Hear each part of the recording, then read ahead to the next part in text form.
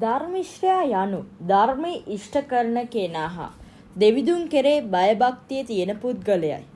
අප සතුරන්ට මිතුරන්ට වැරදි කළ විට අප තරහ ගත යුතු නෑ.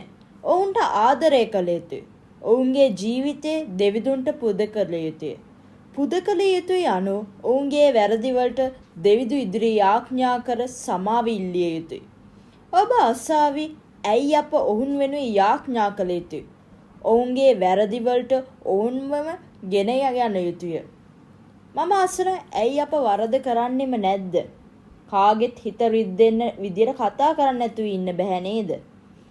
ඒවා සිතන විට ඔවුන්ට අපි කරන අසාද නිසා නේද ඔවුන්ට වැරදි වැඩවලට යොමු වෙන්නේ. මදක් සිතා බලන්න. අපි කරන අන්නයට නේද වැරදි අපට මෙන්නේ බූමරාංගයක්සේ.